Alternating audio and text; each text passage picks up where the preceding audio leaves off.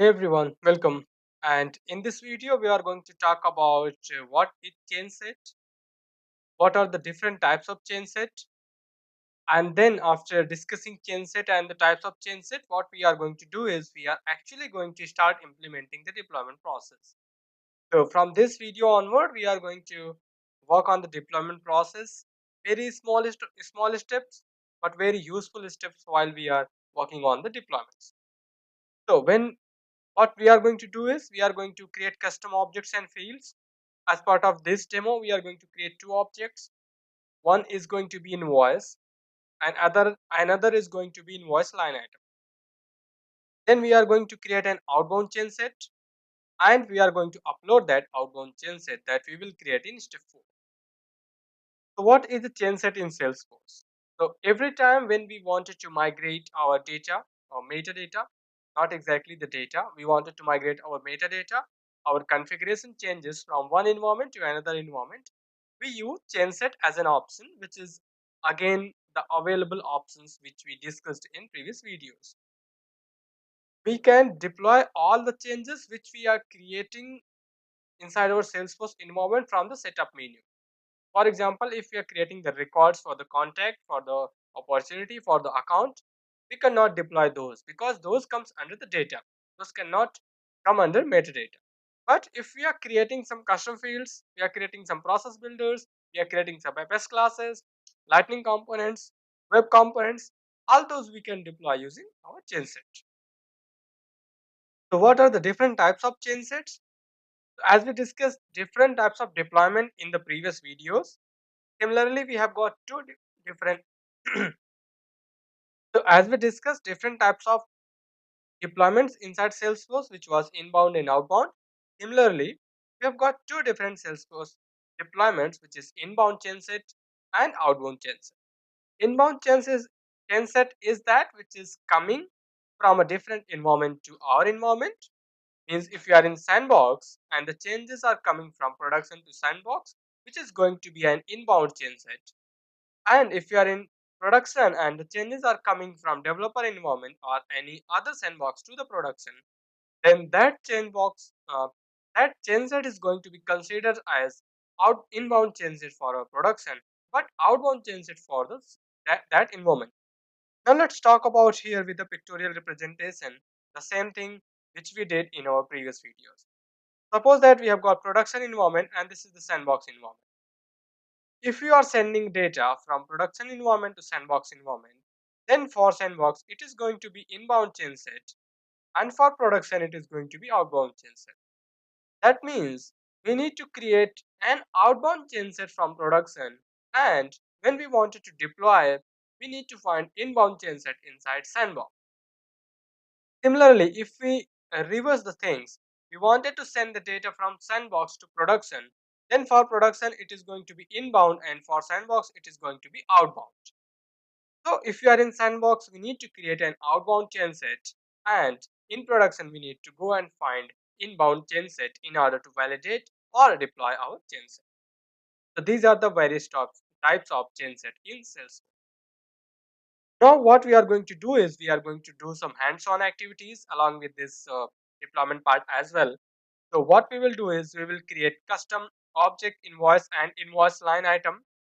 We will create a master detail field from invoice line item to invoice, and then we will create a custom tab for our invoice object. So let's quickly do that.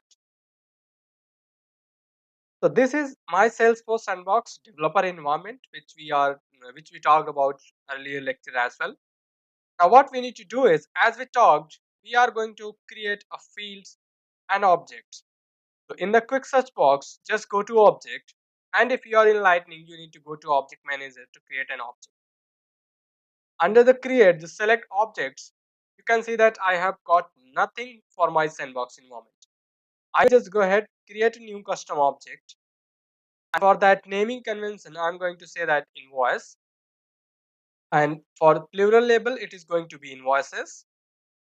And for this data type, I'm going to select auto number and I will say invoice number. So it is going to be invoice. You can select any other format if you wanted to select. I'm not going to select anything else. And as we wanted to create a tab for this object as well, so what we will do is just we'll say that click on launch new custom object wizard. We'll click on save. What it will do is it will launch the new custom object wizard for custom tab wizard for our same object. We can select the styling. We can select whatever the style we want for that tab. So I'm just going to create some random tab. So if you wanted to include this tab into your any of the application, you can include. I don't want it to include. I'm just going to go ahead and click on save. Now I've got the invoice tab and invoice object. That's what I need. I don't need to create any custom field under invoice so far. I again need to create one more object, which is invoice line item. So again, follow the same thing. Go to the object, click on new custom object, and this time I'm going to say that invoice line item. For plural label invoice line items, and here you can say that line item number instead of line item name. Again, I'll select auto number, and this time I will say that line, whatever the line number I have, and then starting number is going to be 1 for me. I don't want to create a tab. I will just go ahead and click on save. Now I have got this object here, and under that relationship, this custom fields and relationship, as we discussed, we are going to create a new field. Just go ahead and click on new, and then select master detail, because this is what the relationship we wanted to have between invoice and an invoice line item. And then for the related to, select invoice. Now what we did is we created two objects. One is invoice, one is invoice line item, and both the objects are in deployment status as deployed. This deployment status also played a very important role over here. So let's quickly create another object over here. And why I'm creating this object, I'll tell you while creating that custom chain set. I will create another object called review. Review whatever auto number I wanted to have, and then starting number is going to be 1. And this time for deployment status, I'm going to change in development. Go ahead and save it. We don't need to create anything else under this object, but we got one object for our some use case which I'm going to tell you within a few minutes. So now we have created objects and all. Next thing that we need to do is we need to create an outbound chain set. Why outbound chain set? Because we wanted to send some data from our developer environment to our production environment, from our developer sandbox. So for that you need to type change. As soon as you will type change, you will see two options under deploy, which is inbound chain set and outbound chain set. So you need to select outbound chain set because we wanted to send data out. And we are going to name this as my first, or we can say that invoice line item, or we can say that invoice object.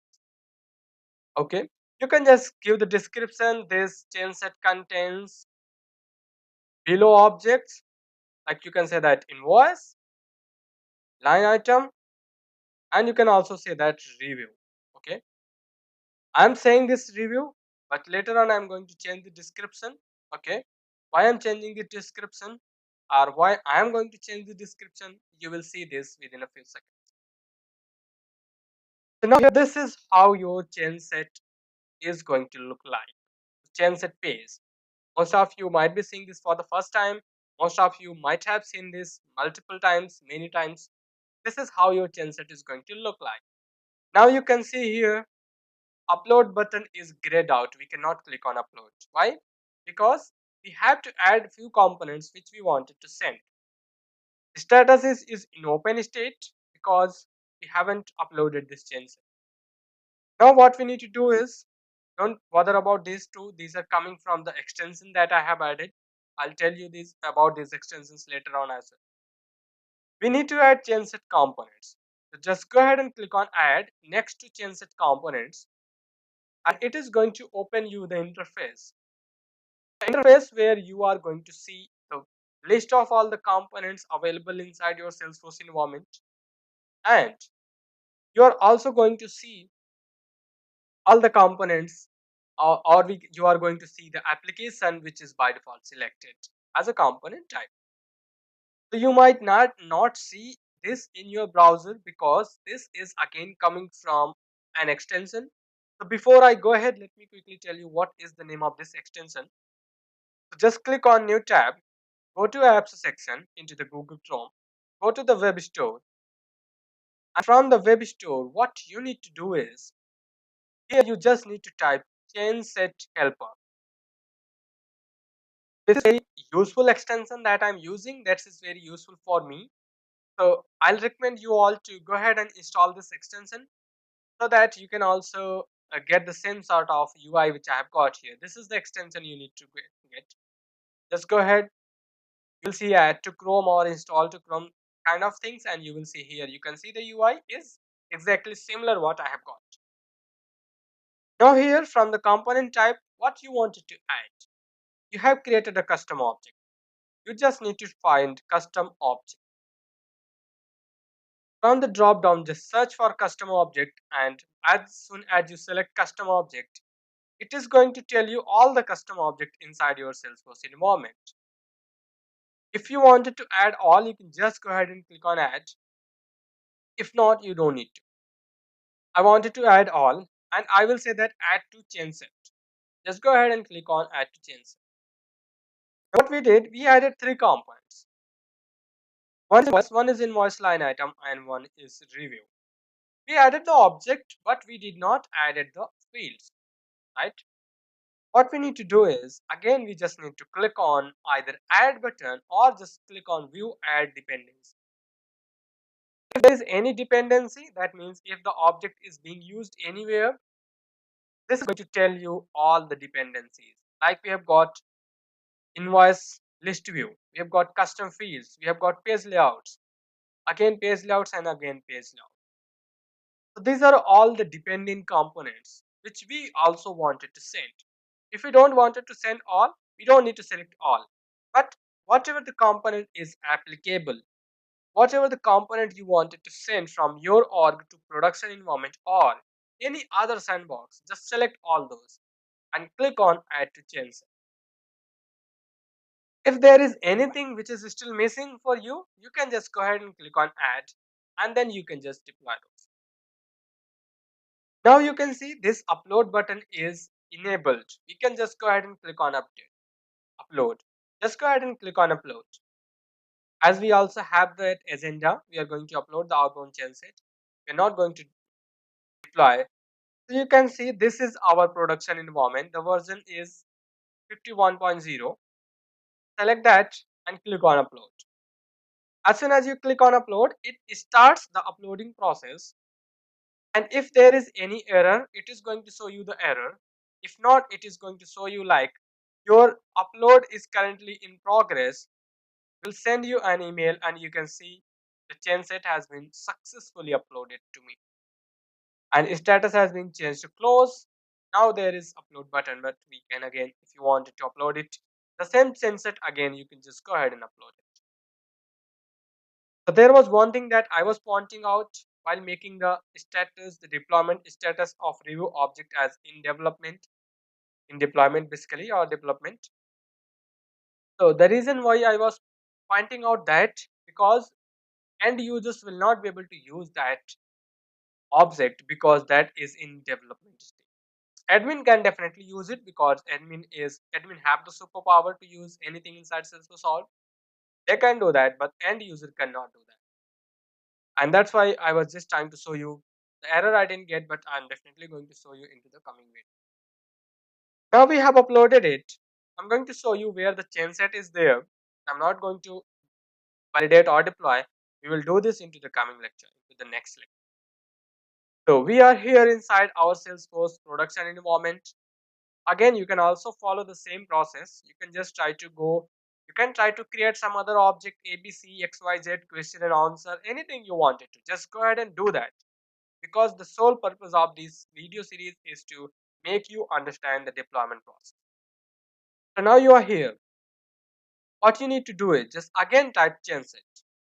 This time where you will go, outbound or inbound? You'll go inbound. Why? Because you want to check the chain sets which are coming from the different environment. Just go ahead and click on inbound chain set, and you might see or you might not see. Why? You might not see. Because the reason is sometimes it takes time. So sometimes you have to wait for 5 to 10 minutes. Sometimes it comes within a minute, as you can see here. Now we have got like this is the description, this is the name, from where it is coming, who has uploaded it, when it has been uploaded. Every single information is there. You wanted to see all the components, you can just go ahead and check all the components under the chain set, and you will see that these are the components which are added inside this particular chain set. So that's it for this video, and into the next video we are going to talk about how to validate and how to deploy the chain set. Thank you.